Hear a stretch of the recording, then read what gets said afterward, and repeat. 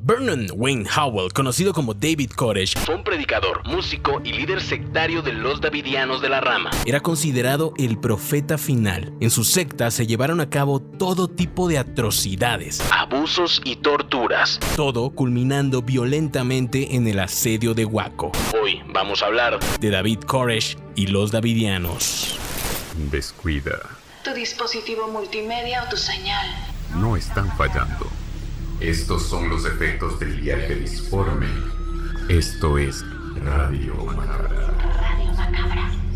Tu podcast interdimensional de terror, misterio y crimen real. Asegúrate tu asiento. Esto es Radio Macabra. Hoy nos acompaña un invitado muy especial, con más de 130,000 suscriptores en YouTube y más de 60,000 seguidores en TikTok, todo un referente de YouTube de terror y un viejo amigo mío, el señor Carmelo de Cthulhu TV. ¿Qué tal, brother? ¿Cómo estás? Un saludo. ¿Qué onda, Carmelo? Gracias por acompañarnos aquí esta noche. No, gracias a ti por la invitación y es bueno escuchar a un colega nuevamente y pues estar en contacto en esto que nos gusta, que es el mundo del terror. Así es, gente, porque el señor Carmelo tiene uno de los canales en español aquí en México más activos en contenido de terror, un referente en contenido lovecraftiano aquí en la comunidad de YouTube, así que es un verdadero honor, carnal Carmelo, que estés aquí con nosotros.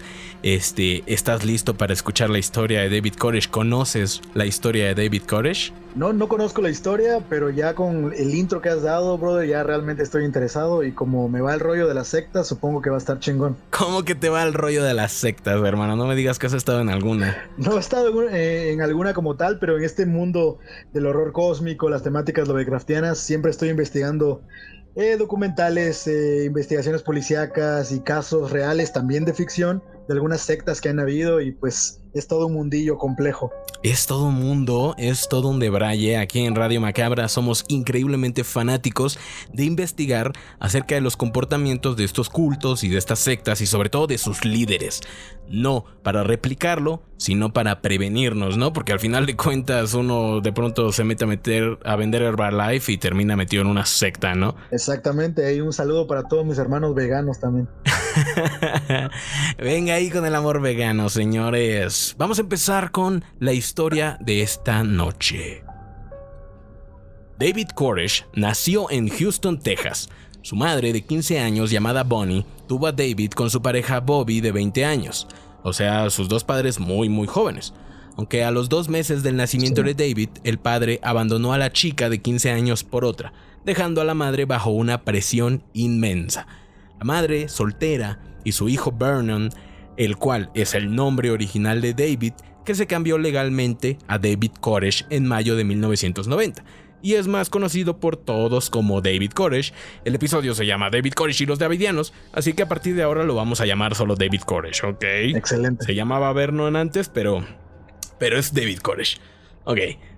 Durante los primeros años, Koresh estuvo influenciado por la pareja de su madre, un alcohólico con tendencias violentas que abusaba de Bonnie hasta que en 1931 la relación terminó.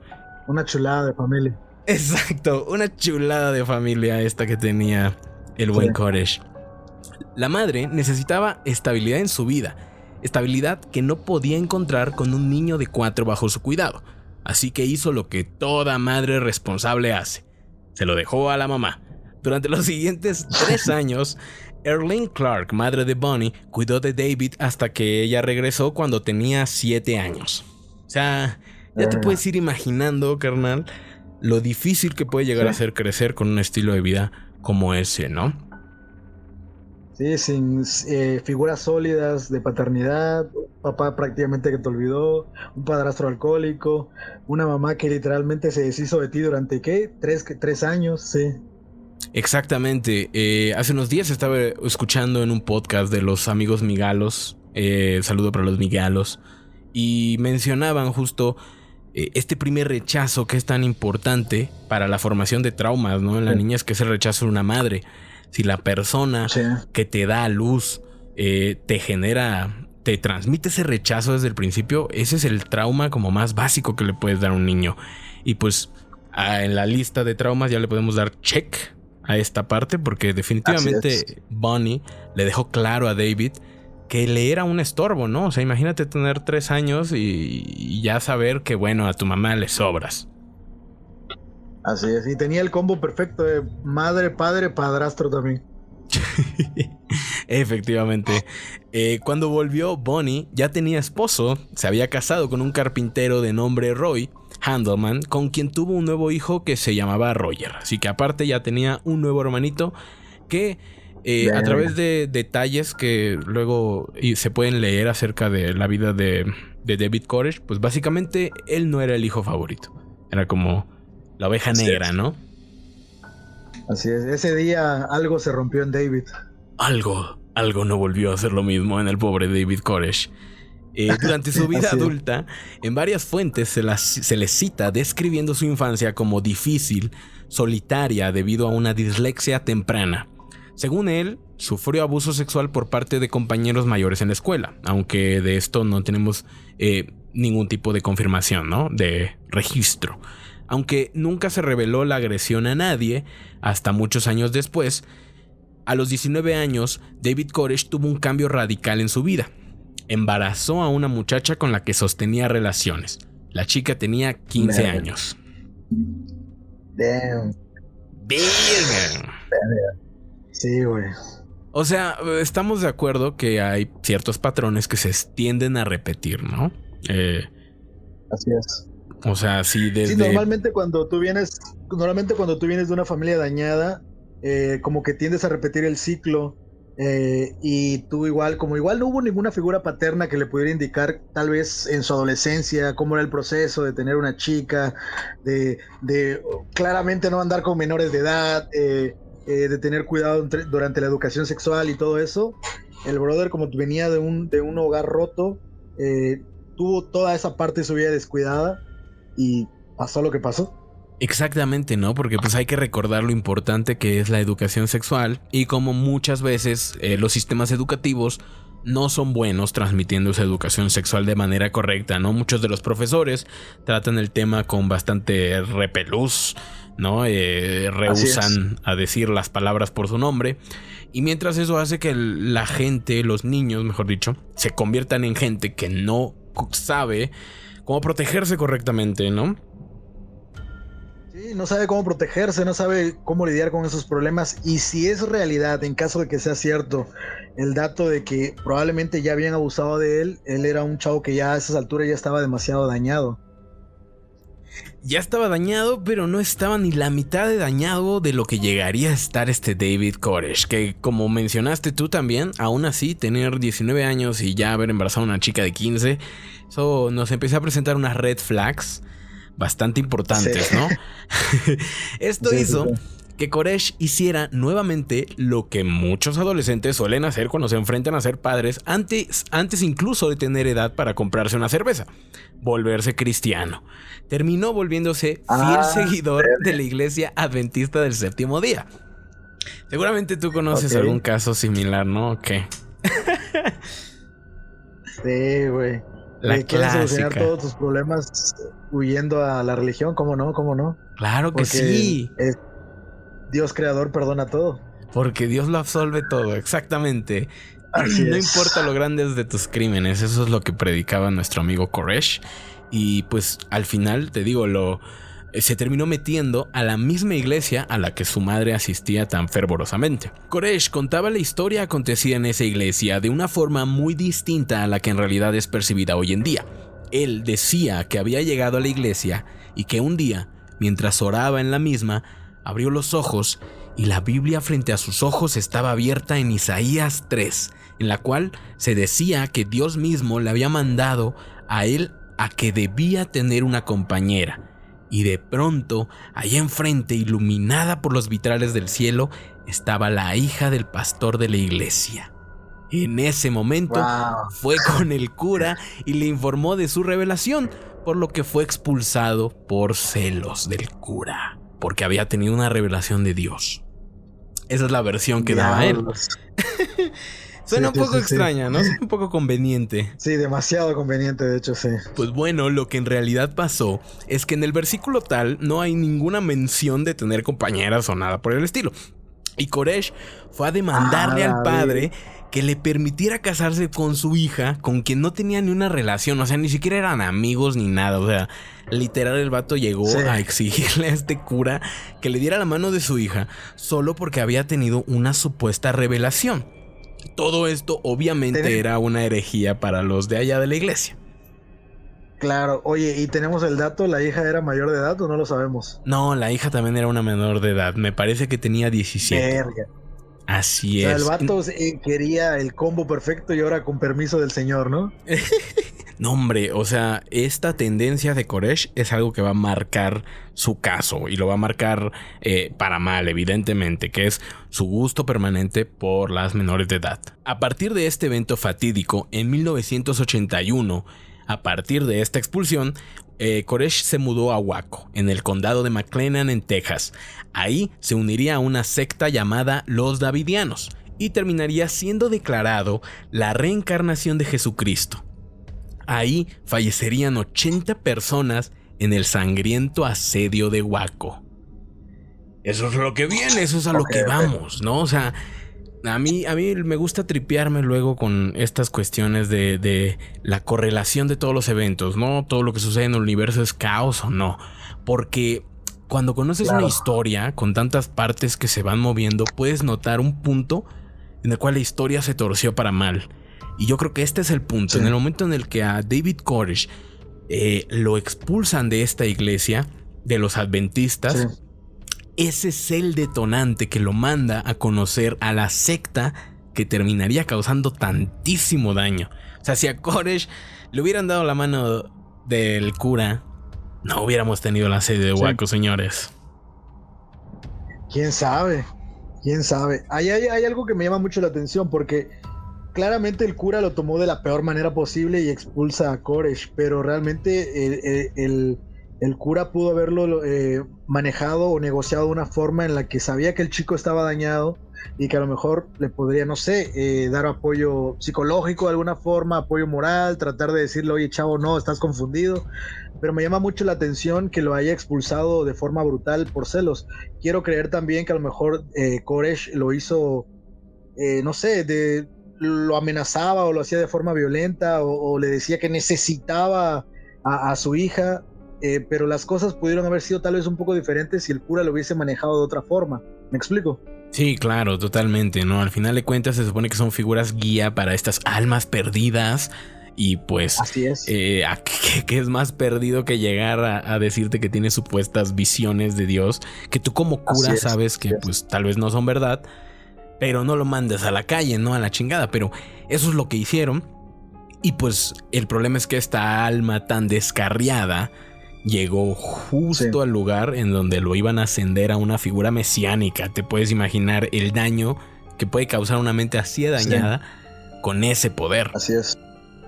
Ahora, explícame una cosa. Me comentas que él va a esta ciudad y que entra a esta secta que se llaman los Davidianos. Así es, los Davidianos, nada más.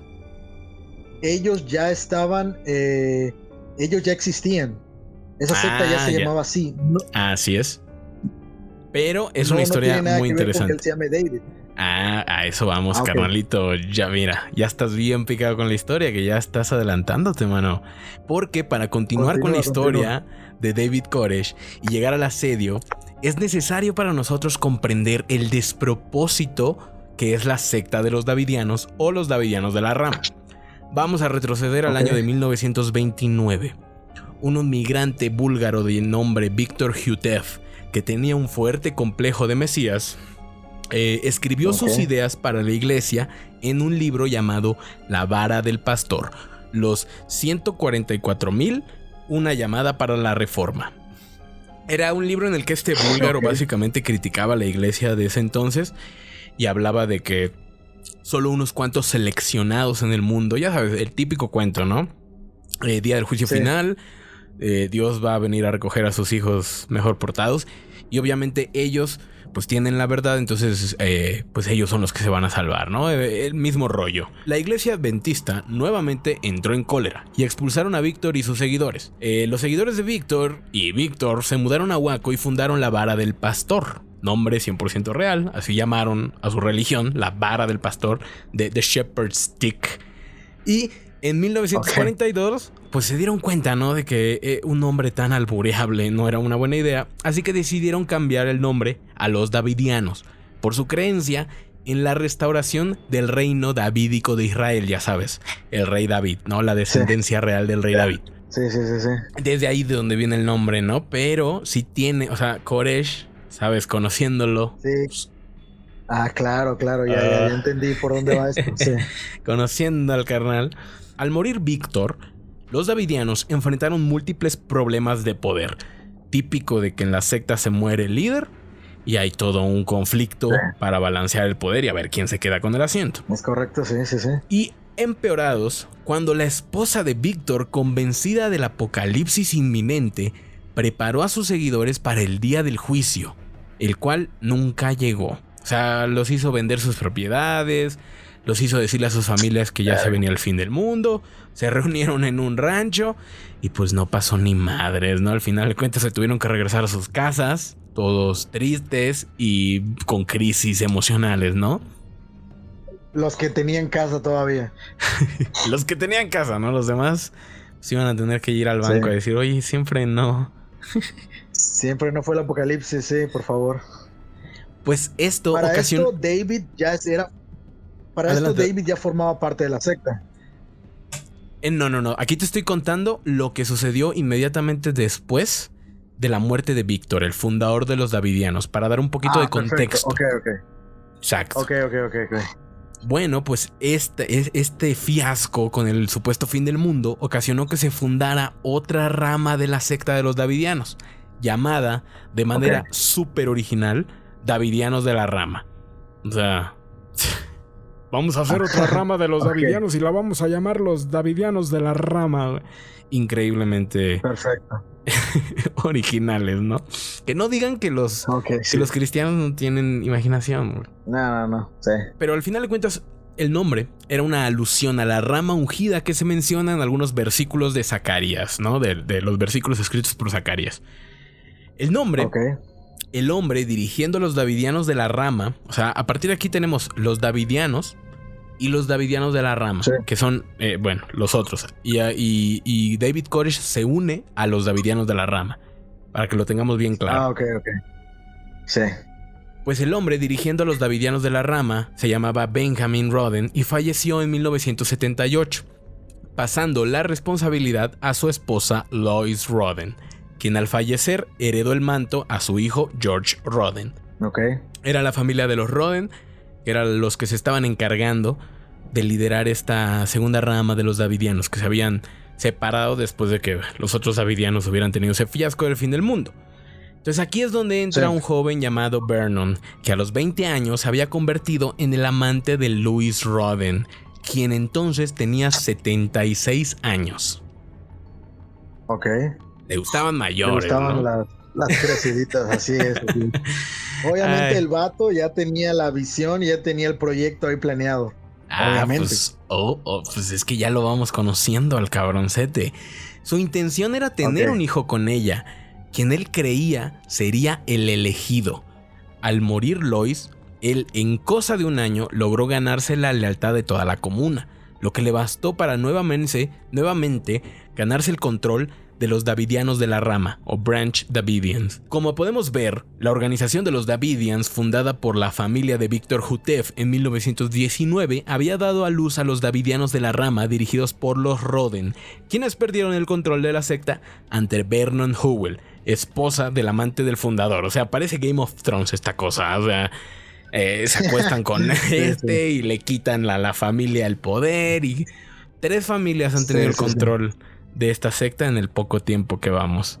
Pese a que el hijo de Lois, George Roden, había intentado incluso demandar a Vernon acusándolo de violar a su anciana madre, nada pudo detener el ascenso al poder de Vernon Howell, quien a partir de ahí se cambió el nombre a David Koresh, sugiriendo así estar relacionado con el rey David y con Ciro el Grande, ya que en hebreo Ciro es Koresh.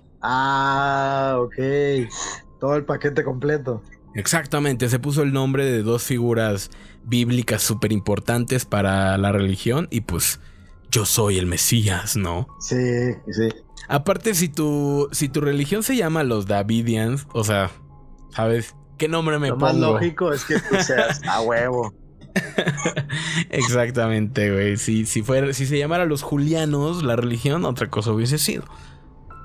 Así es.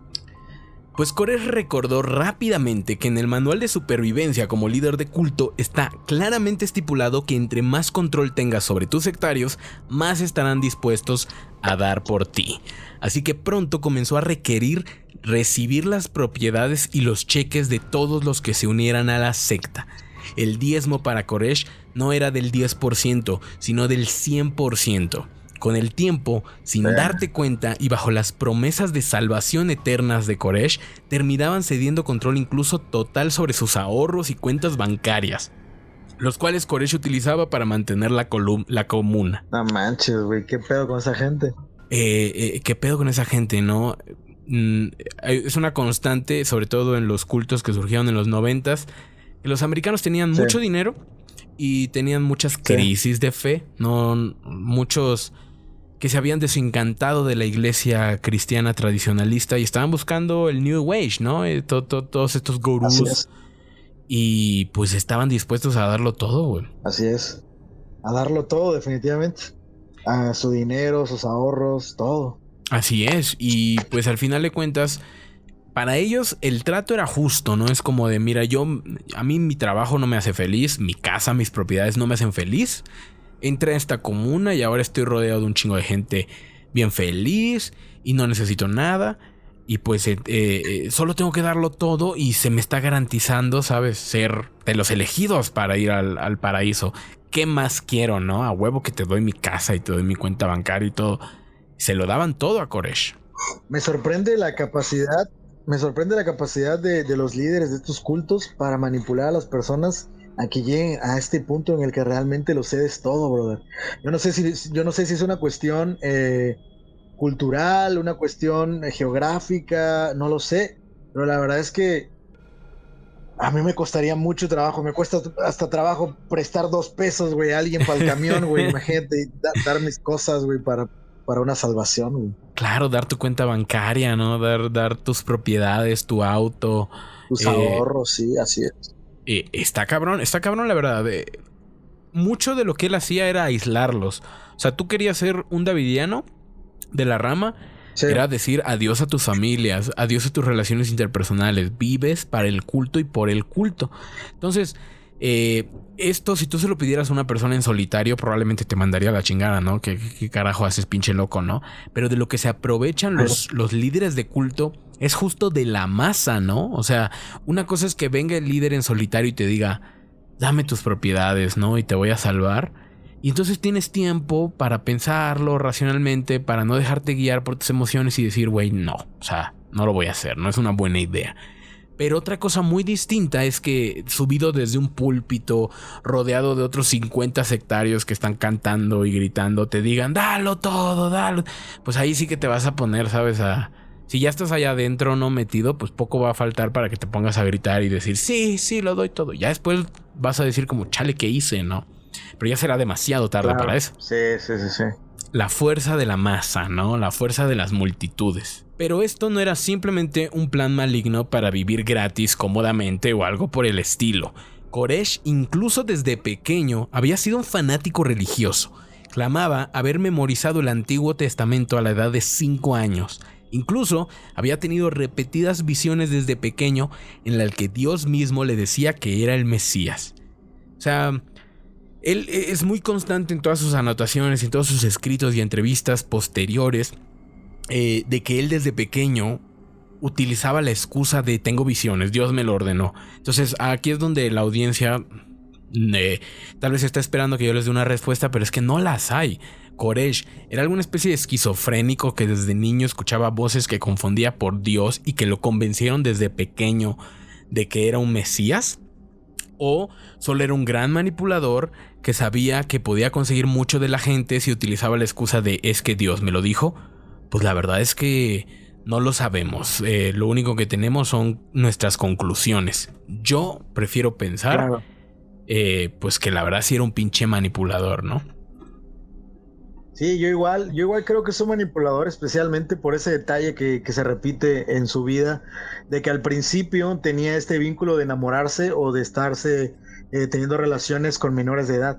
Normalmente esto sucede, güey, por este asunto de tener el control en una relación, tener el poder de una relación. Cuando andas con alguien más chico que tú, como tú la superas por unos años, pues normalmente puedes tener como que ese control en experiencia, en toda la toma de decisiones. Como eres un poco más maduro, puedes manipular a las personas.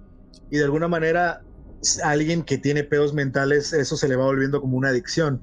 Especialmente porque nunca tuvo ese poder de pequeño, siempre fue un niño olvidado prácticamente, no huérfano, pero de alguna manera sí se sentía, hasta que llegó el punto en el que se dio cuenta de que puedo controlar personas, puedo manipular personas, todo ese amor que no me dieron, ahora este grupo de gente me lo da, y se fue haciendo más poderoso, ¿no? Totalmente, totalmente. Y esto no lo hizo solo Koresh, al final de cuentas. En la congregación obviamente había familias poderosas, había varias familias poderosas. Koresh sabía que necesitaba afianzar los lazos, como si estuviéramos en la Inglaterra medieval. No se le ocurrió forma mejor de unir las casas que tomar por esposa a Rachel Jones, una niña de 14 años cuyos padres la otorgaron a Koresh para mejorar su posición en el culto. O sea, ¿te acuerdas de lo que hablábamos de dar tu cuenta bancaria, tu carro, tu casa? Bueno, ahora también le das tu hija. Sí, está cabrón. Está cabrón, los tenía completamente idiotizados con su cuento entero de que él era el Mesías. Y lo más cagado es que al final de cuentas la familia de Rachel Jones, inmediatamente de que se consuma el matrimonio, pues los mandan a lo último del escalafón político de la comuna. Y pues, no, o sea, en su búsqueda, no ellos de vender a su hija para mejorar su posición, pues le salió todo mal, ¿no? Sí, y es curioso porque tú lo comentabas, normalmente lo que hace una secta, un culto, es aislar a las personas. Entonces el culto se convierte en tu mundo, ¿no? Se convierte en tu mundo con sus propias reglas, con sus propias leyes y con sus propios niveles sociales, vamos a llamarle. Entonces, como ya nada más dependes del culto, güey, es más fácil que tú quieras escalar dentro de ese grupo de personas. Y por eso es que suceden estas cosas, que te haces amigo de alguien muy importante o le das a tu hija para que te cases con ellos, tratando de ir escalando posiciones que te van a llevar más cerca de la prometida salvación, ¿no? Y es muy interesante lo que mencionas, Carmelo, porque es verdad, al final de cuentas estás rodeado de estas personas, desde que te despiertas hasta que anocheces, estás pensando en este cuento. Los psicólogos dicen que tarda para el cerebro unos 3 meses en reacostumbrar y reconfigurar su realidad, ¿no? Es decir, si yo me voy a otro país, probablemente los primeros 3 meses todo va a ser un constante choque y choque y choque, pero después de los primeros 3 meses me voy a acostumbrar a esta nueva realidad. Entonces, imagínate después de 6 meses, un año de estar ahí en esta realidad llamada Davidianos de la Rama, pues la verdad es que no tenían límite, ¿no? En lo que estaban dispuestos a entregar a cambio de recibir lo que se les había prometido. El Monte Carmel era un rancho de 77 hectáreas que servía como base central de la secta de los Davidianos de la Rama. En este sitio, las tensiones entre los engranajes internos de la secta comenzaban a aumentar. Ciertos grupos dentro de la secta se encontraban completamente en contra del mandato de Koresh. Creían que la pérdida del linaje del fundador original era una tragedia y clamaban el mandato del hijo de Lois, el señor George Roden, ¿no? Ya un señor en este momento. Estas tensiones terminaron en que Koresh, su esposa de 14 años y 25 miembros de la secta se mudaron a un pueblo llamado Palestina en el estado de Texas, a 90 millas de Waco. Ahí sus condiciones de vida se volvieron incluso más precarias. Los sectarios se hacinaron en autobuses y tiendas de campaña, mandando a las mujeres sin esposo a conseguir dinero mediante la prostitución. Este tiempo, Koresh no lo malgastó y comenzó a reclutar a diestra y siniestra miembros de California, Reino Unido, Israel, de todos lados. A ver, ¿cómo era posible que en ese entonces él pudiera reclutar gente de otros países?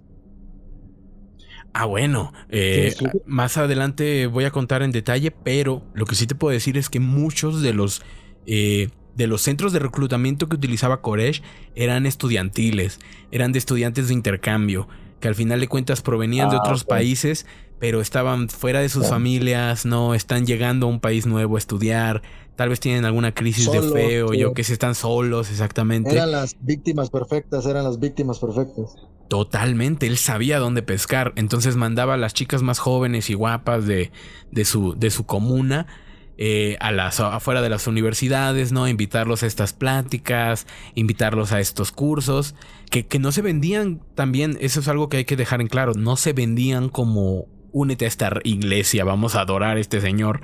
No, a los estudiantes se les atraía con promesas de centros de meditación, ideolística y New Age, que como ya dijimos, estaba de moda en esa época. Era algo que los jóvenes estaban probando.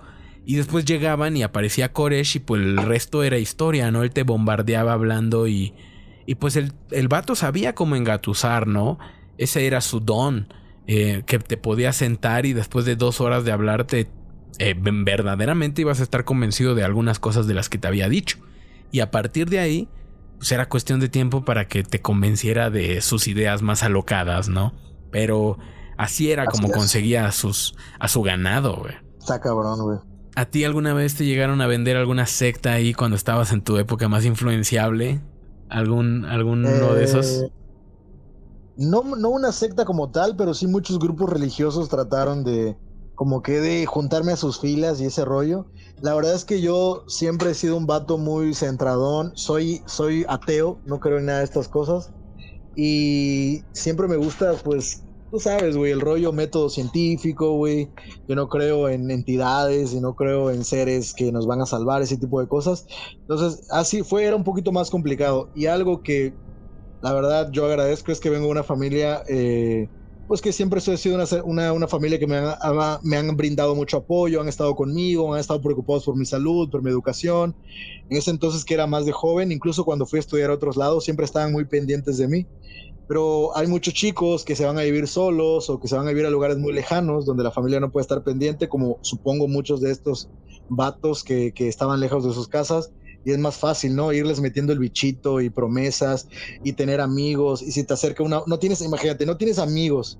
Se te acerca una morra guapa, te habla, ellos te presentan con más gente, hiciste amigos rápido en ese grupo. Exacto. Es fácil, o sea, te van lavando el cerebro muy, muy fácil. La dopamina prometida a través de una religión o de un culto, ¿no? Y el sentido de pertenecer, ¿no? Porque vienes llegando, tal vez no has encontrado amigos en tu universidad, no es lo que pensabas, estás perdido, no perteneces a ningún lado y como dices, ¿no? De pronto estas personas te invitan a un lugar donde todos te tratan bien, donde todos te invitan y te hacen sentir como parte de algo. Y pues esa es la droga. Güey, muy, muy importante. Esto, algo que tienen mucho este tipo de organizaciones es que no hay estatus económico. Pues muchos chicos que normalmente son chicos de la calle o chicos muy pobres o chicos que apenas se pueden pagar el día a día, güey. Cuando ven que aquí no importa tanto el dinero, güey, se sienten uno más y que todos son iguales, güey. Así es. Esas es todas las tácticas que utilizan estos grupos, ¿no? Para hacerte entrar. Menospreciar el peso de las reglas sociales que están allá afuera, ¿no? Allá afuera se divide en blancos y negros, se divide en ricos y pobres, pero aquí en la comuna no, nada de eso importa, ¿no? Aquí solo importa adorar a David Koresh, güey. Y pues ahí se fueron. En noviembre de 1987, Koresh y 7 de sus seguidores irrumpieron en Monte Carmel, que era la base central, ¿no? De los davidianos. Ya habían sido expulsados. Okay. Tenemos 2 versiones de lo que aconteció esa noche. De acuerdo a una versión, George, que se encontraba sumamente celoso porque Koresh se había llevado una cantidad grande de gente de su comuna, pensaba desafiar los supuestos poderes mesiánicos en frente de sus sectarios. Okay. Así que desafió a Koresh a hacer lo mismo que Jesús haría. No transformar el agua en vino, no curar la ceguera, resucitar un cadáver. Ok.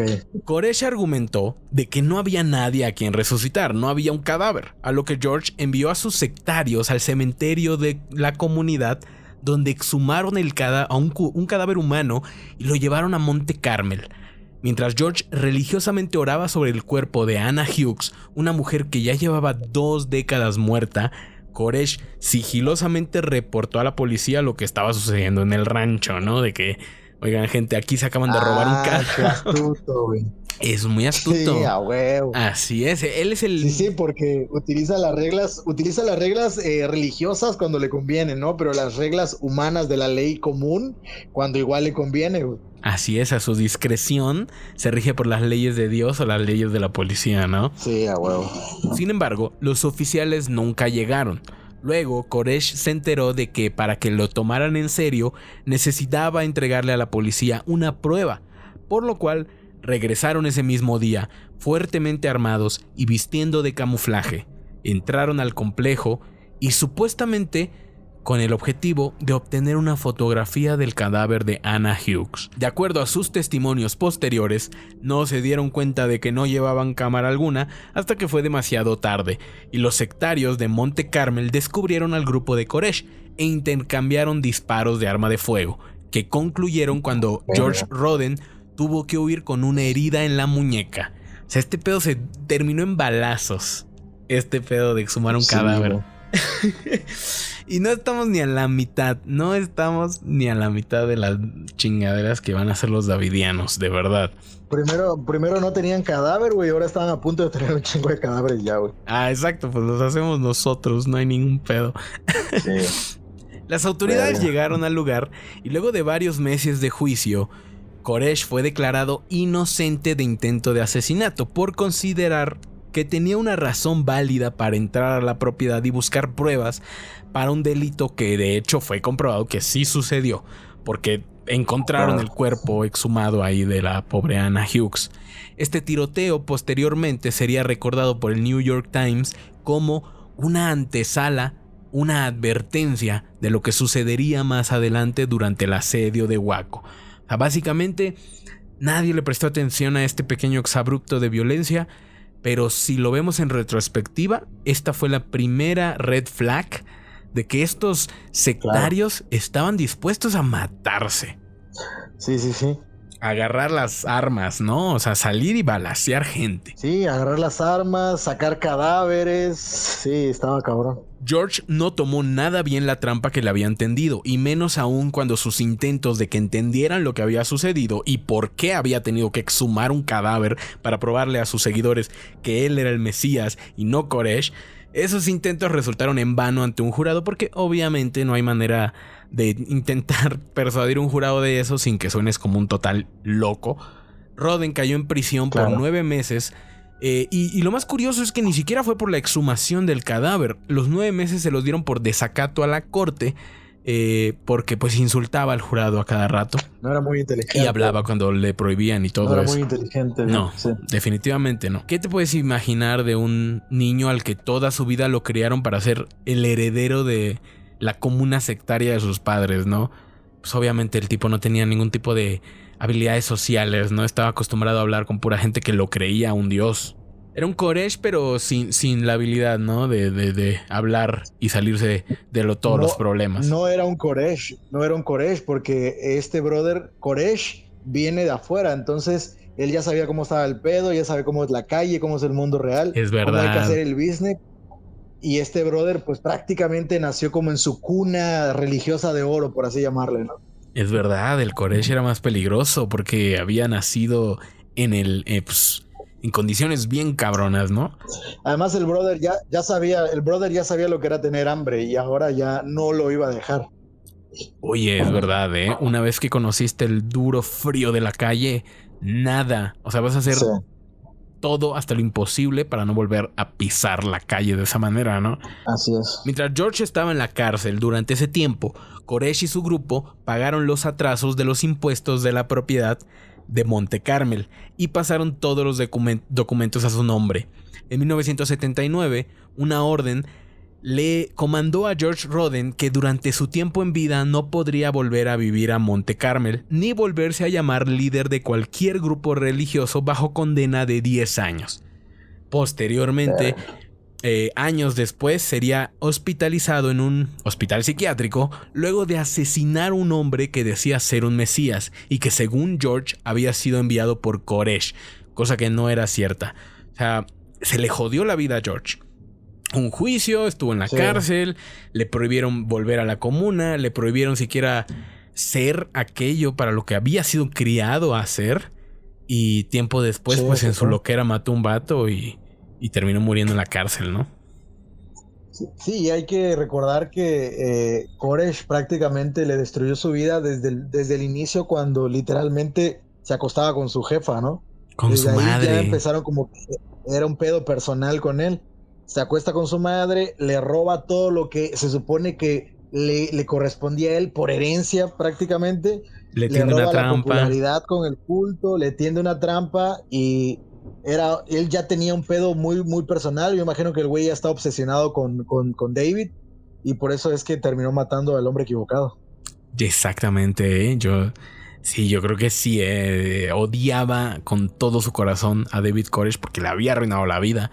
Y ese odio lo consumió hasta arruinar su propia vida. Ahí termina la historia de George Roden.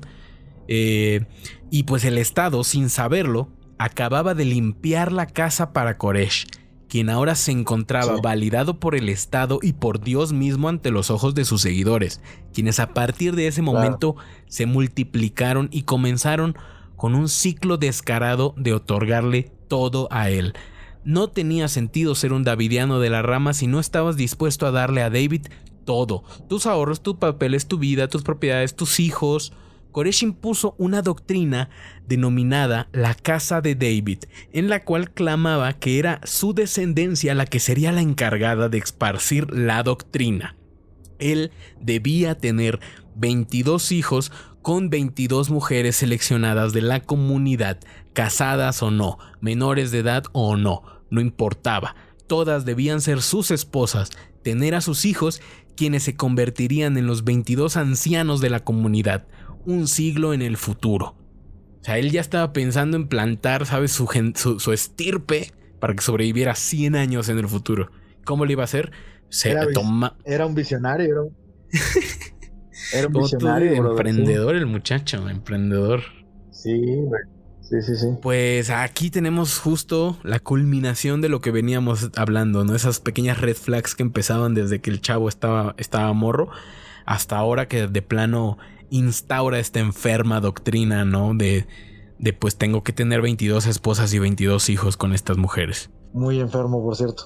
Los servicios de protección al menor de Texas comenzaron a oír rumores y tener reportes anónimos de las atrocidades que se cometían en la secta, las orgías a las que las menores estaban expuestas. Una de ellas, de las 22 esposas de Koresh, era la hermana menor de su esposa de 14 años. Uno de los reportes cuenta como al final de cuentas, entre esas 22 esposas tenía a la hermana de su otra esposa, ¿no? A su cuñada. A su cuñada, exactamente. Sí. Uno de los reportes cuenta como una noche, ante los incesantes llantos de uno de sus hijos, comenzó a golpearlo por varios minutos en las nalgas. Hizo 3 visitas consecutivas esa noche a su habitación. Los niños eran golpeados con varas por sus malos comportamientos, privados de una correcta alimentación a manera de castigo, porque la secta no se daba la gran vida. Vivían modestamente, canjeando cupones, comprando comida enlatada al mayoreo, carne al mayoreo, todo lo más barato y sencillo posible. Eso sí, la fortuna de la comuna se gastaba en armamento. La intensa batalla de poder con George Roden había dejado a Koresh con ideas distorsionadas del poder. Necesitaba algo más que palabras para cuidar su secta. Necesitaba armarla hasta los dientes. Luego de los sucesos del asedio de Waco, se encontraron en la propiedad ametralladoras M60, rifles de asalto, AK-47, AR-15, munición perfora blindaje, Barrett, subfusiles, pistolas de mano y muchos otros tipos de armas de fuego. Era su pequeña milicia. Estaba armando su pequeña milicia, exactamente. Y pues, la verdad, si el culto ya daba miedo, o sea, ahora que sabemos que tienen prácticamente más armamento que una milicia independiente, pues aún más, ¿no? Ya es una receta, en este punto ya es una receta para el desastre. Ya nadie para este pedo. Una vez que los sectarios tienen una R-15. Así es. Esta fuerza armada de los davidianos de la rama respondía al nombre del Ejército de Dios, y su objetivo era el de prepararse para el apocalipsis, pues Koresh les había dicho que había descifrado un código oculto en el libro de las revelaciones, y que sabía con certeza que el fin de los tiempos estaba cerca. O sea, otra vez estamos con las cuestiones del fin del mundo. Sí, porque es la mejor manera de meter presión al culto. Sí, diles que el mundo se va a acabar y al final de cuentas pues nada importa, ¿no? Porque pues el mundo se va a acabar.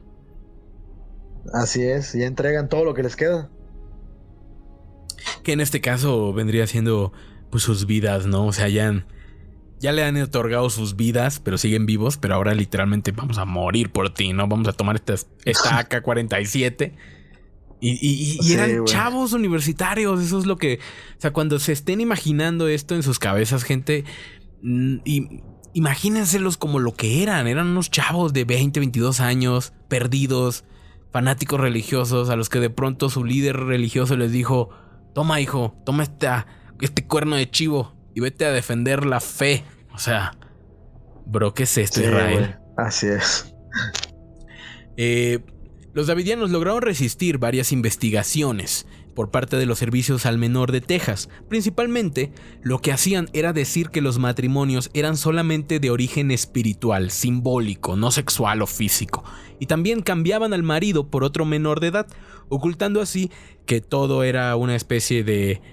Bueno, mejor dicho, diciendo así que todo era una especie de representación, ¿no? Espiritual, aunque de hecho era todo lo contrario, ¿no? Las chicas pues sí estaban obligadas a tener hijos, a tener relaciones con Koresh, ¿no? Sí. Pero y eso tenían bebés, ¿no? Tenían bebés. Sí. Vamos a ver más adelante cuántos hijos llegó a tener David Koresh. Pero pues eso no importó cuando la Oficina de Armas de Estados Unidos se enteró de las cantidades de armas que los davidianos supuestamente tenían en el complejo de Monte Carmel. Así que una redada se puso inmediatamente en marcha. Ya nos queda claro, ¿no? ¿Dónde están las prioridades del gobierno americano? Que se sospecha que estás teniendo matrimonios con chicas menores de edad. Necesitamos más pruebas. No importa. Pero, que tienes armas... Redada inmediata, güey. Y pues se armó la redada. Sí, güey, a huevo. El 28 de febrero de 1938, 80 agentes de la ATF, o Agencia de Alcohol, Tabaco y Armas, se presentaron al Monte Carmel intentando realizar una redada para confiscar las armas de fuego y verificar a los menores del lugar que supuestamente estaban sufriendo abusos. No se sabe quién disparó primero, pero pronto ambos grupos, el FBI, la ATF y los davidianos, se atrincheraron y comenzaron a intercambiar fuego con armas, subfusiles, rifles de asalto. Al finalizar el combate, de 2 horas de duración, 4 agentes de la ATF habían sido abatidos y 6 davidianos de la rama estaban muertos en el suelo. 2 horas se estuvieron agarrando a balazos. Una masacre. Y repito, banda, o sea, eran morros, eran pinches chamacos universitarios agarrando el cuerno de chivo y disparándole a agentes federales del gobierno americano, güey. O sea, la cosa se había podrido como no se podía podrir, como nadie había pensado que se iba a podrir. Sí, me sorprende más porque tú como joven, una vez que, o sea, tú perteneces al culto, perteneces a la secta y todo este pedo, pero cuando tú ves que ya los federales están abriendo fuego contra ustedes, yo me pregunto, ¿esta gente está tan convencida que realmente no dice... A lo mejor estamos rompiendo la ley, nos van a arrestar a todos, güey? Realmente no le importa, güey. O sea, esa gente va a dar la vida por el culto y valiéndole madres. Valiéndole madres, bro. La verdad es que es algo que vamos a entender, que es que esa gente estaba completamente convencida de por lo que estaban luchando. Por más que se llamaran a sí mismos Ejército de Dios, solo eran un grupo de jóvenes armados hasta los dientes en un rancho que se enfrentaban a agentes federales, así que los davidianos se prepararon inmediatamente para un asedio largo. 900 agentes del FBI, Rangers del Ejército, la Guardia Nacional, helicópteros Apaches, la artillería pesada del tío Sam se estacionó fuera del complejo de Waco, y las cámaras de todo el país transmitían con horror los hechos que estaban aconteciendo. Mediante negociaciones con Koresh, comprendieron rápidamente que se encontraban contra un auténtico loco. Accedió a liberar a 19 niños de la secta sin sus padres, pero se rehusó a liberar a una docena de niños que eran suyos, con mujeres y niños también incluidos, a quienes tampoco dejó ir. Clamaba que su descendencia era la descendencia de Cristo, sagrada y por encima de las leyes de los hombres, y que no serían sometidos ante ellos. En total, en el edificio se quedaron 98 personas. Dejaron salir algunos pocos niños sin sus papás, niños que no eran de ellos, o sea, que no eran de él. Claro. Y al final la mayoría de la secta se quedó en el edificio. Y pues el vato muy cabrón, ¿no? Porque liberó a los niños, pero pues obligó o persuadió a los padres, ¿no? A quedarse ellos mismos. Que al final de cuentas vamos a ver que después pues esos niños evidentemente quedaron huérfanos todos, ¿no? Los agentes empezaron a aplicar presión a los sectarios en muchas formas.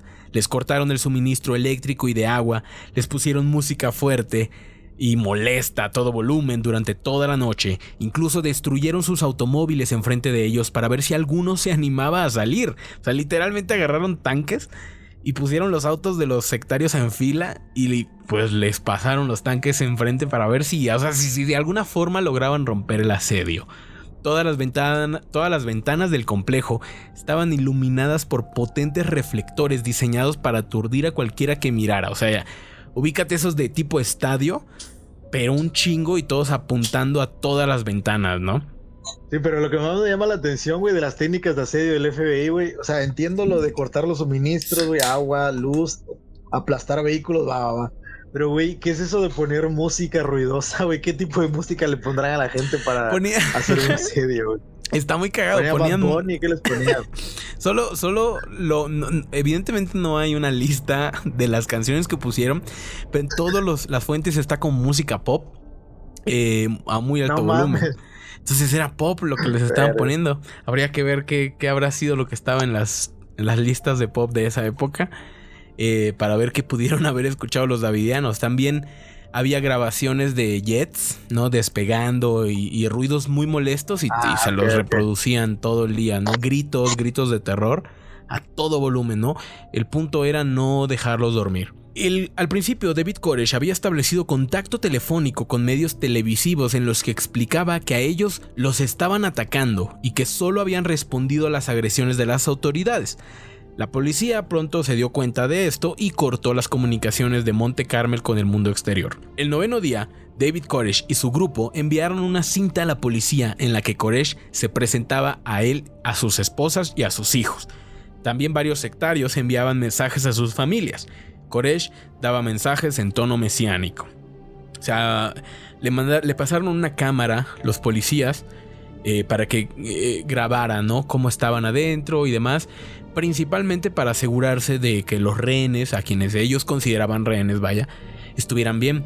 Y pues la sorpresa fue de que, pues nada que ver, ¿no? Todos así saludando y hola mamá y mandando mensajes, pues ahí hacinados todos, ¿no? O sea, no hubo ninguna muestra en esas grabaciones de que ellos estuvieran en su contra o algo así. Sí. Más porque el asedio, me imagino que esa gente veía como enemigo al FBI y realmente los unió más, ¿no? Por la causa. Exactamente, tienes toda la razón. En la cinta todos dejaban muy claro que no había situación de rehenes, todos estaban ahí por su propia voluntad. En este corto periodo de tiempo, las fuerzas del FBI ya se habían fragmentado. Había un lado que opinaba que la situación se debía resolver negociando, porque se podía ir todo al carajo muy rápido. Otros opinaban que el tiempo de negociar ya había pasado, que desde que había 4 agentes federales muertos, era momento de utilizar la fuerza.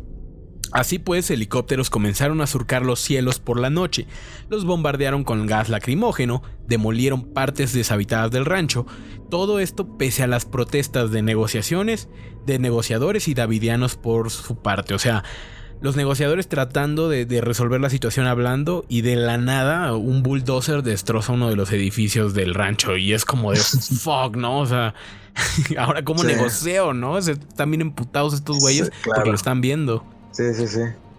Pero me llama la atención que el FBI haya estado fragmentado de esa forma. Normalmente es un grupo bien organizado, güey. Claro. O sea que habían 2 líderes, güey. No, es que no estaban nada preparados. O sea, más adelante vamos a entender que fue Waco lo que hizo que el FBI se convirtiera en la maquinaria resuelve crisis que es ahora.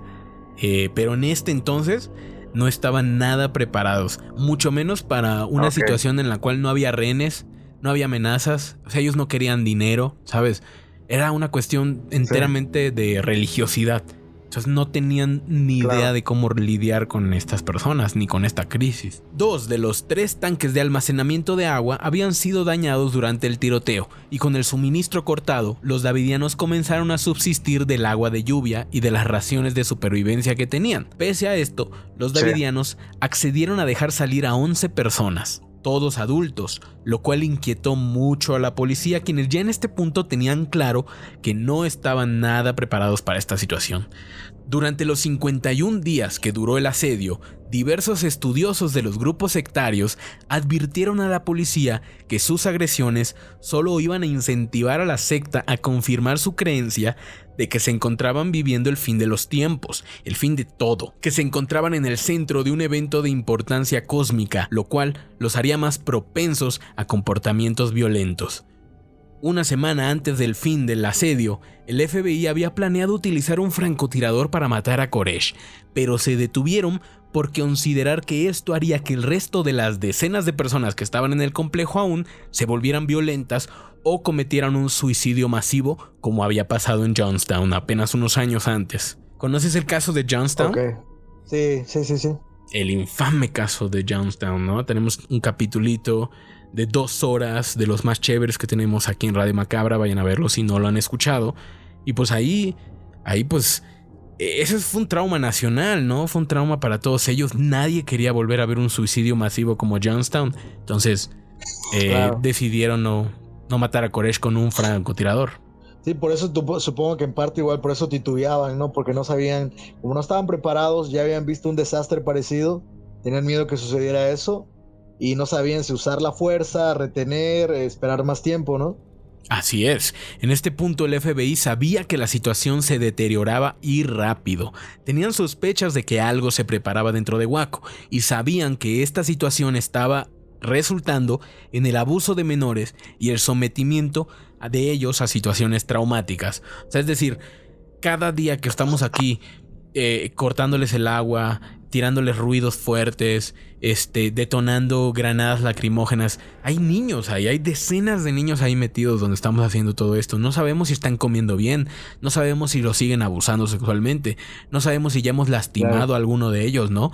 Entonces, como cada día que pasaba y que esta situación no se resolvía, las cámaras de todo el país estaban centradas en ello. O sea, el FBI estaba en modo crashear totalmente. Además, habían recibido varios reportes de numerosas milicias civiles que se estaban movilizando para apoyar a Koresh por considerarlos víctimas.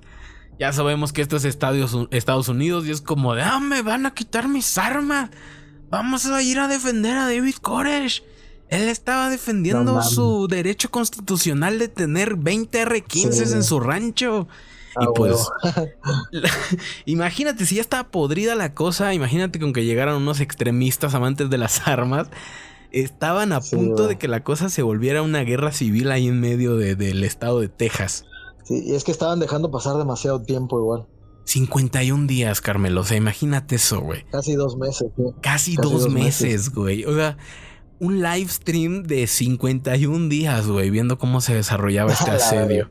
Y pues las autoridades finalmente decidieron que el asalto final sería el 19 de abril, 51 días después de que el asedio comenzara. Desde temprano por la mañana, la policía comenzó a realizar asaltos con granadas lacrimógenas y rondas de 40 milímetros de M60 y más. Luego de más de 6 horas de ataque, ningún davidiano había dejado el complejo. Se habían ocultado en un búnker subterráneo vistiendo máscaras de gas. O sea, la policía tiró un chingo de gas lacrimógeno y comenzó a rafaguear la propiedad a full para obligarlos a salir. Y pues nadie salió. Lo cual obviamente no suena como una excelente idea, porque cuando están rafagueando tu casa lo último que quieres es salir de ella. Pero bueno, eran tiempos distintos, gente. No había Twitter. Y los vatos ya tenían máscaras antigas, güey. O sea, esos güeyes estaban preparados para cualquier guerra que hubiera, güey. Güey, no mames, ¿qué comes? ¿Qué adivinas? Güey? No, pues sí, obviamente, como todo buen sectario apocalíptico, tienes todo lo necesario para sobrevivir al fin del mundo, y pues eso jugó en contra de las autoridades, ¿no? Porque pues, estos güeyes estaban bien aguarnecidos allá adentro. Tanques dispararon más de 400 rondas de gas lacrimógeno al complejo, y cercano al atardecer, 3 incendios aparecieron en el mismo. De manera simultánea, múltiples fuegos comenzaron a consumir partes del lugar. Mientras el fuego es captado en vivo por las cámaras, oficiales del gobierno claman inmediatamente que el fuego ha sido iniciado por los davidianos. El fuego consumió Monte Carmel hasta sus cimientos. Solo 9 personas lograron dejar el edificio mientras se incendiaba. Los restantes davidianos de la rama, incluyendo a los niños, fueron o enterrados por los escombros, sofocados por el humo, tiroteados o quemados vivos. Ni siquiera logró entrar el FBI. O sea, el plan al final de cuentas era hacer todo este desmadre, y si no se rompía el asedio, forzar una entrada. Pero la idea era, ya van a estar muy vergueados, ¿no? Para responder a las agresiones. Pero ni siquiera llegaron a la etapa de entrar, porque antes de eso empezaron 3 incendios, y antes de que se dieran cuenta, el rancho entero estaba ardiendo con total descontrol. Y pues, ¿por qué ardió tan rápido el rancho? Pues tal vez tiene algo que ver que hayan echado 400 latas de gas lacrimógeno al complejo, el cual, pues, puta, se encendió enseguida, ¿no? ¿El gas lacrimógeno es inflamable? No el que venden en las casas como tal. Ajá. Pero el tipo de gas lacrimógeno que estaban utilizando, con el que estaban cargando a los tanques, porque estos los estaban lanzando desde los tanques hasta una distancia, sabes, bastante grande. Entonces, esa era una sustancia que no debía ser flamable, no debería representar este problema de incendio. Pero en las investigaciones posteriores hubo mucha gente que señaló que de hecho sí era flamable ese tipo de gas que estaban utilizando, y que sí podía ser culpable del accidente. Que vamos a ver más adelante un poquito ahorita, que el gobierno encontró la manera de decir que ellos no hicieron absolutamente nada mal, ¿no? Que esto lo iniciaron los davidianos. Claro, porque hasta este punto de la historia realmente parece que fue provocado por el FBI. O sea, el incendio probablemente de forma accidental, ellos terminaron matando a toda la gente inocente, ¿no? Exactamente, ¿no? Si al final de cuentas lo que buscaban era salvar a esta gente que había sido lavada el cerebro, que le habían lavado el cerebro por David, a estos niños que habían sido entregados por sus padres a este maníaco, pues al final no se logró, ¿no? Porque todos terminaron muertos de manera horripilante. El cuerpo de David Koresh fue reconocido y se confirmó que tenía una bala en la cabeza. En total, murieron 76 personas. En el búnker fue encontrada una pila irreconocible de cuerpos calcinados y de armas quemadas, así como munición que había reventado por el calor que había en la habitación. Investigaciones posteriores revelaron que si bien muchos davidianos se rehusaron a escapar hasta que ya no pudieron más, y en ese momento tal vez quedaron inconscientes por el humo, o simplemente nunca se animaron a escapar, muchos otros pudieron haber quedado obstruidos de escapar por los daños ocasionados por los asaltos de los días anteriores. O sea, aquí empiezan a salir los peritos y empiezan a decir, bueno, ok, ¿por qué 76 personas no corren por sus vidas en el momento en el que hay un incendio? Ok, puede que haya un gran porcentaje de estas personas que estaban esperando que la situación estuviera muy jodida para rendirse, y de pronto estuvo demasiado jodida incluso para rendirse, ¿no? O sea, ya tenían el fuego encima y ya no había forma. Pero también había mucha razón. Exacto, rodeados completamente, ¿no? Pero también estaba la gran posibilidad de que de los muchos escombros, muebles obstruidos, partes del edificio que habían quedado derruidas por los asaltos de días anteriores, las rutas de escape hubieran quedado inutilizadas. Al final de cuentas no sabemos cómo se esparció el fuego en el interior de la propiedad, y pues definitivamente esto pudo haber jugado un papel vital en que mucha gente de esas 76 víctimas no saliera viva. Pero no hay ninguna evidencia, o no hubo ninguna evidencia de que la gente estuviera secuestrada. O sea, realmente la gente estaba, entre comillas, atrapada, pero por el asedio del FBI, ¿no? No había evidencia de que un grupo dijera, vamos, la mitad se quiere ir, pero no los vamos a dejar ir y los tenemos amagados. Eso no se dio. No hubo, ¿sabes? Cadáveres que se encontraran amarrados o ese tipo de cosas. Okay. No hubo de eso. Y las investigaciones finales declararon que los davidianos pudieron haber escapado si así lo hubieran querido. O sea, se hicieron reconstrucciones, se midió el tiempo, se hizo todo porque al final de cuentas era un desmadre a nivel nacional. O sea, todo el país vio en vivo cómo de pronto se incendiaba toda la casa. Entonces había que dar respuestas, ¿no? Aunque sean respuestas fabricadas. Y pues al final lo que dijeron fue, hicimos mediciones, hicimos simulaciones, y si los davidianos hubieran querido escapar, hubieran podido lograr escapar. En las autopsias posteriores se encontraron mujeres y niños muertos por fracturas craneales provocadas por escombros de concreto. También había varios menores con poses de muerte espásmica, producto del dolor por envenenamiento o quemaduras por gas lacrimógeno muy intensas. Por lo menos 20 davidianos de la rama habían muerto de heridas de bala, incluyendo, como ya dije, a Koresh, que tenía una bala en la cabeza. También 5 niños menores de 14 años habían sido encontrados con balas en sus cuerpos. El menor de 3 años, llamado Daylan Gent, había sido apuñalado en el pecho. Las reconstrucciones de los hechos determinaron que posiblemente esta muerte había sido por piedad. Al verse atrapado en el fuego, algún adulto habrá decidido que el niño pues era mejor que muriera apuñalado que calcinado vivo, ¿no? Sí. Aquí es donde llegamos a la parte amarga del podcast, ¿no? Esta parte en la cual en realidad no nos surgen ganas de tomárnoslo tan a la ligera como solemos hacerlo, porque al final de cuentas, gente, esta es una platiquita aquí entre el compa Carmelo y yo, que nos gusta este pedo de lo macabro, pero es difícil cuando pues la perversidad humana y tal vez la ineficiencia o la ineptitud de las autoridades pues hace que paguen pues niños, ¿no? Niños y gente que definitivamente se merecía un final mejor. Se merecía que los adultos a cargo de esta situación garantizaran un final mejor que este. Sí, definitivamente.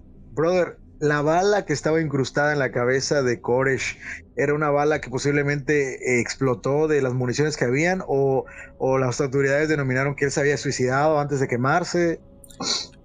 Definitivamente le había pedido a alguien que lo ejecutara. Sí. No era una de las balas provenientes de hecho, las balas también que estaban de los niños tampoco se pudo haber comprobado que hubiesen sido balas de los agentes. Entonces, digamos que en algún momento, probablemente durante el incendio, se armó una especie de ejecución, ¿no? Y los menores fueron ejecutados y algunos adultos, entre ellos David Koresh. Sí. Sabemos que cuando hay situaciones así de tú eres el encargado de matarnos, pues siempre hay unos cuantos desgraciados que tienen que correr con la tarea, ¿no? De ejecutar a sus familiares y luego quedar vivos para ser consumidos por las llamas. Claro.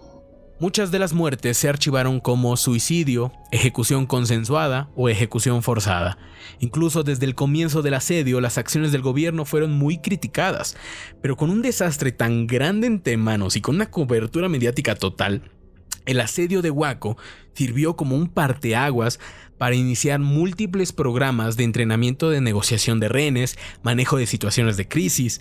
Los agentes investigaron el caso continuamente, analizando los errores y las consecuencias en la toma de decisiones de momentos así. Hasta el sol de hoy, el caso de Waco es uno que se enseña en las escuelas de todo el país, en Estados Unidos, donde se les enseña pues a lidiar en situaciones justo lo que hablábamos hace ratos, ¿no? Donde no hay un interés monetario, no es un grupo terrorista intentando enviar un mensaje, sino en las situaciones en las cuales son las creencias religiosas de la gente las que las ponen en estas situaciones. Básicamente era una agrupación, no los puedes comprar, no los puedes intimidar. Realmente ellos creen que vale la pena morir por todo lo que están haciendo y literalmente mueren por todo lo que están haciendo. Así es, lo llevaron hasta las últimas consecuencias. Ellos creían que era el fin del mundo y pues de una manera u otra fue el fin de su mundo. Pero el asedio de Waco también se tomó como bandera por muchos grupos pro armas, quienes lo veían como un asalto a los derechos constitucionales del ciudadano americano a poseer armamento de alto calibre.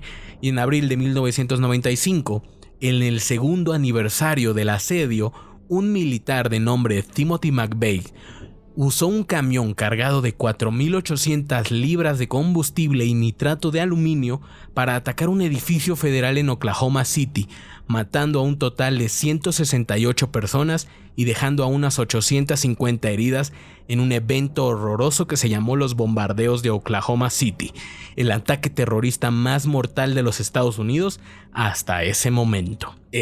Waco inspirando horrores, ¿no? Básicamente, eso fue lo que sucedió aquí.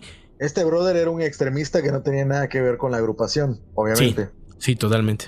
Era completamente ajeno, pero estaba de acuerdo con la postura pro armas de los davidianos, veía como un asalto a los derechos constitucionales lo que había sucedido 2 años antes, y es todo un caso, el caso de los Oklahoma City bombings, Sí. perdón.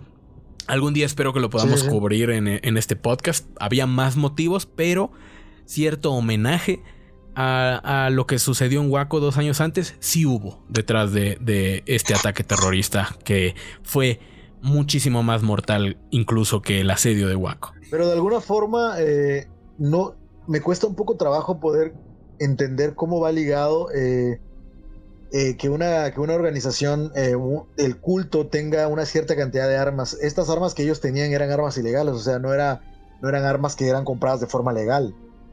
Entonces siempre me cuesta trabajo entender cómo es que estas agrupaciones quieren utilizar de mensaje a la otra, porque o sí compraban las armas de forma legal el culto. Es que ahí es donde entramos a la cuestión, ¿no? Muchas definitivamente tenían armas que no tenían permiso de poseer y que no tenían manera de probar que habían sido compradas de manera lícita, ¿no? Pero como mencionamos antes, la ATF raidea el Rancho Carmel ante la sospecha de que tienen armas, y eso es en lo que se solventaba la mayoría de las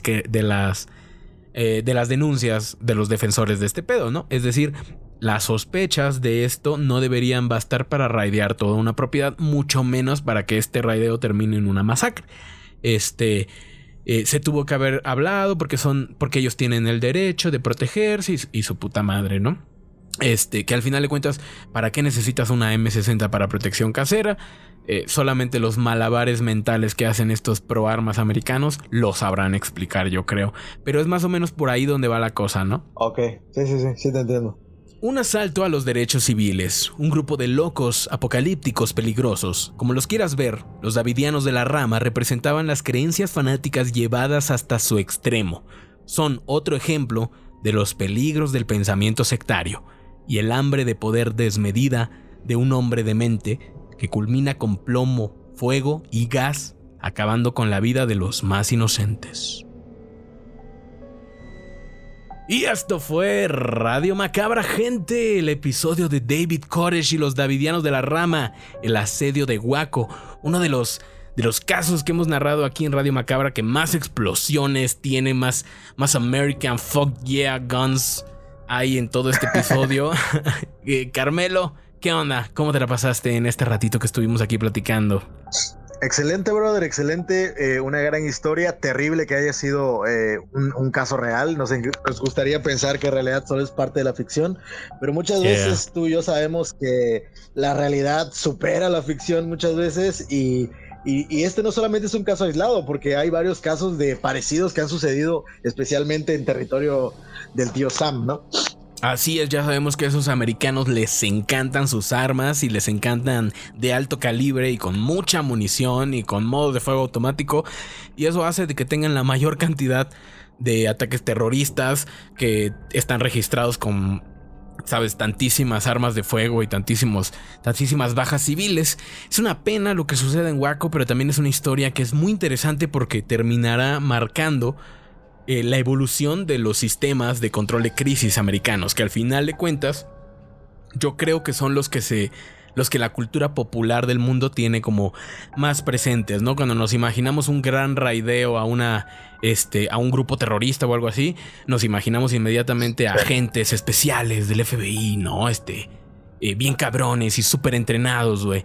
Pero pues vean los videos del asedio de Waco y van a ver ese mismo equipo FBI torpemente escalando en escaleras metálicas, tratando de entrar por ventanas y no atinándole. O sea, Un desmadre total esta historia, amigo Carmelo. Qué bueno que te haya gustado. Dime, ¿planeas contársela a alguien más o son de esas cosas que morirán en tu memoria? No, para nada. De hecho, seguramente voy a investigar más al respecto. Hace un tiempo estuve preparando algunos videos para hablar de temas de sectas y cultos que realmente sucedieron. Es un video que nunca pude terminar para el canal. Seguramente voy a investigar el asedio de Waco para ver si lo podemos incluir ahí. Y definitivamente esto lo voy a platicar con los compas y en la noche de cervezas y sacar conspiraciones y relacionar a los extremistas con todo esto. Al fin y al cabo, siempre es una pésima combinación cualquier cosa que se junta con armas, pero también me llama mucho la atención la fragilidad mental o la gran habilidad de manipulación que pueden llegar a tener estos grupos. Aquí yo nunca he estado relacionado realmente con este grupo de sectas, pero sí me llama mucho la atención. Ni siquiera sectas, o sea, a veces las religiones comunes o estándares tienen un gran potencial para atraer a muchos chicos y motivarlos a hacer cosas buenas o malas. La verdad es que es algo que siempre me ha llamado mucho la atención, la capacidad humana que tienen para manipular a otras personas, para hacerles creer en cosas, muchas veces, como tú dices, chavos universitarios, gente preparada, que dirías es difícil engañarles, pero siempre se busca a veces la forma, no sé, sentimental o emocional de llegarle a esas personas.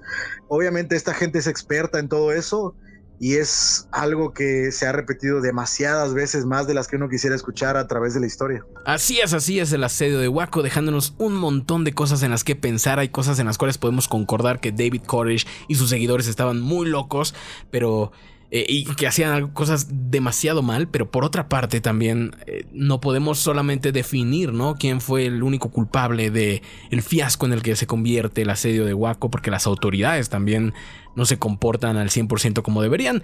Es un caso que nos deja mucho que pensar y al final de cuentas será usted, el oyente, la oyente, quienes nos terminarán diciendo su opinión en la caja de comentarios acá abajo.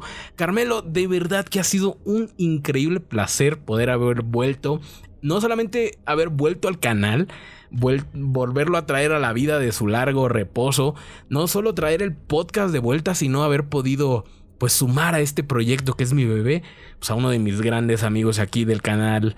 De verdad, Carmelo, gracias por haber acompañado. ¿Cómo te la pasaste, carnal?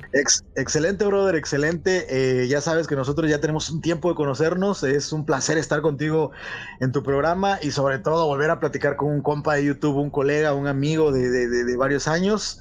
Ya tenía rato que no hacíamos algo juntos y cómo cambian las cosas, ¿no? O sea, ¿te acuerdas de aquel directo que hicimos alguna vez hablando de las peores películas? Ya ni me acuerdo de qué año fue que hicimos aquel directo, güey. Y ahora pues estar aquí en tu nueva programación. Espero verte más seguido aquí en las plataformas, espero verte más seguido aquí igual en TikTok. Y para lo que necesites, brother, mi gente Lovecraftiana, para lo que necesites de Carmelo, de Cthulhu TV, espero también poderte tener en el canal un día de estos, güey. Te cotizas, güey, ya te he invitado, güey, pero tu agenda apretadísima nunca lo permite, güey. Vamos a hacer que funcione. Vamos a hacer que funcione porque estas colaboraciones son las que me devuelven la vida y me devuelven las ganas de estar aquí compartiendo con la gente y compartiendo con grandes creadores de contenido como tú, Carmelo. ¿Dónde te puede seguir la gente, la poca gente que no te conozca, de los que vayan a estar viendo esto? ¿Dónde te pueden ir a seguir? Aquí en YouTube me pueden encontrar como Cthulhu TV, así me pueden encontrar prácticamente en todas las plataformas. Estamos subiendo contenido, además de YouTube, estamos subiendo contenido a TikTok, estamos subiendo contenido también a Instagram y me pueden buscar por ahí también en Twitter, ahí poniendo cuanta incoherencia se me ocurra. Ya saben, en nuestro canal de Cthulhu TV nos encanta hablar de cine de terror, ciencia ficción y todo lo relacionado al mundo de Lovecraft y el horror cósmico. Así que si se quieren dar una vuelta por esos conceptos y topar todo lo que tenga que ver con Lovecraft o terror en mangas, animes, videojuegos, películas, ahí pueden contar con nosotros. Ahí lo tienen, gente. Por favor vayan y denle mucho amor a las redes sociales de Cthulhu TV porque el muchacho sube video como loco y sube video con una calidad increíble. Así que si son amantes del terror, amantes de Lovecraft, amantes de incluso el anime, ¿sabes? siguiendo a Carmelo van a estar más que bienvenidos y más que Agustín. Y por último, a ustedes, el oyente, espero que se la hayan pasado muy bien en este programa, que lo guarden y que lo compartan por todos los lados. Ya sabes que estamos en varias plataformas, estamos en YouTube, iVoox, Spreaker Radio y por supuesto Spotify, estamos como Radio Macabra. Yo me despido, gente, espero que hayan disfrutado la historia de esta noche y nos vemos hasta la próxima. Esto fue Radio Macabra, buenas noches.